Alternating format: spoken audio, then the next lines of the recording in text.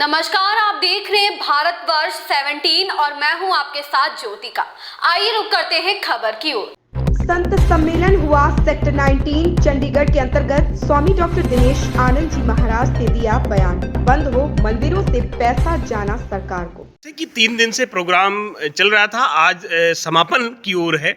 सो इसके बारे में बताएं सर, प्रोग्राम के बारे में। देखिए, अखिल भारतीय संत समिति एवं अंतर्राष्ट्रीय ब्रह्मर्षि मिशन के तत्वाधान में आज ये 3 दिवसीय जो संत जागृति संत महासम्मेलन का ये विराम हुआ है जी। और इस विराम के अवसर पर अपने मीडिया बंधुओं को ये बताते हुए मैं बड़ी प्रसन्नता और आह्लाद महसूस कर रहा हूँ कि आज पंजाब की राजधानी चंडीगढ़ में पहली बार एक ऐसा राष्ट्र जागरण के लिए संत सम्मेलन हुआ जी।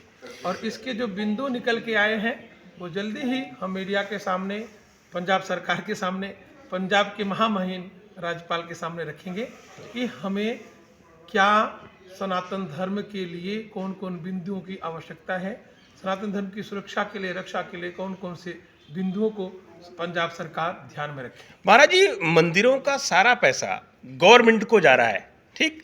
अदर किसी समुदाय का पैसा गवर्नमेंट को नहीं जाता, इस पे क्या कहते हैं?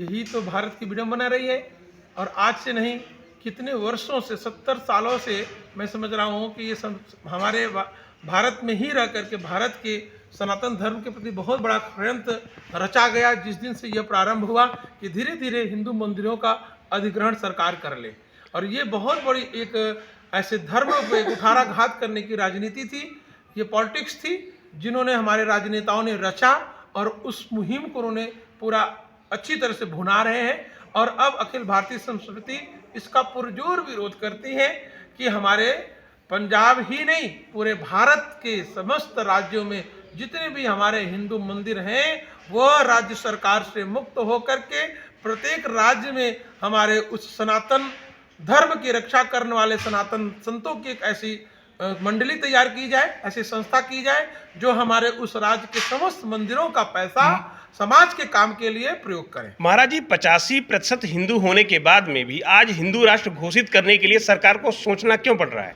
इसलिए कि हमारे देशद्रोहियों के कारण, हमारे उन विधर्मियों के कारण, हमारे उन नपुंसक राजनेताओं के कारण आज हमारे देश में वोट बैंक की राजनीति हो रही है और इस वोट बैंक की राजनीति के परिणाम स्वरूप ही यह नहीं हो पा रहा है। मैं कहता हूं, भारत के समस्त राजनेता, चाहे वो किसी पार्टी के हो, वो किसी आप पार्टी की बात मैं नहीं करूंगा, बीजेपी की बात नहीं करूंगा, कांग्रेस की बात नहीं करूंगा, सभी पार्टियों के राजनेताओं को यह सोचना है कि उनके पूर्वज भारत के थे और वो आज भारत के हैं, तो उनको सहर्ष ये स्वीकार करना चाहिए कि भारत को एक हिंदू राष्ट्र के रूप में घोषित करना है।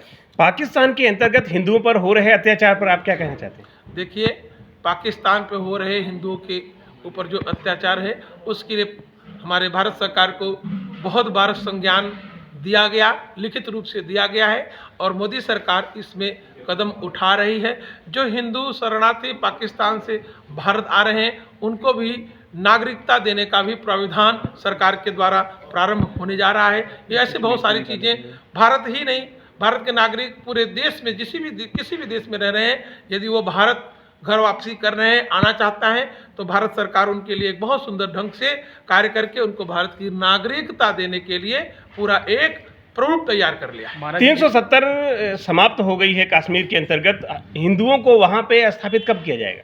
हिंदू स्थापित हो रहे हैं, हिंदू संस्थाएं स्थापित हो रही हैं, हिंदू संगठन, भारत के व्यापारी संगठन वहाँ पे स्थापित हो रहे हैं और जल्दी ही आप लोगों को एक सुंदर स्वरूप दिखाई देगा। और जिला स्तरीय पर जितने भी हमारे हिंदू प्रमुख मंदिर हैं वहाँ पे इस प्रकार की सुरक्षा बढ़ाई जाए और यहाँ पे जिस प्रकार की कोई ऐसी घटनाएं आ रही हैं उन व्यक्तियों को तुरंत 24 घंटे के अंदर गिरफ्तार किया जाए और उनको कम से कम 10 साल की सजा देने का प्राविधान पंजाब सरकार बनाए, ताकि कोई भी विद्रोही, कोई भी इस प्रकार से आतंकवादी हिंदू मंदिरों पर, हिंदू गुरुओं के प्रति इस प्रकार का जो भाव रख रहा है वो तुरंत समाप्त कर दे और डरने लगे। ये जो मुहिम आज चंडीगढ़ से चलाई गई है, सम्मेलन किया जाए, ये पूरे पंजाब या पूरे देश भर में चलाई जाएगी पूरी मुहिम? ये पूरे देश में चल रही है मुहिम जी, और ये पंजाब में तो आज यहाँ से शंखनाद हुआ है। और ये मुहिम अखिल भारतीय संत समिति के द्वारा पूरे भारत में राज्य स्तरीय पर, जिला स्तरीय पर ये चलाई जाएगी, तहसील के स्तर पर ये मुहिम चलाई जाएगी, जिससे हमारे राष्ट्र की एकता, अखंडता का जो इस प्रकार से विखंडन हो रहा है वो समाप्त हो। धन्यवाद।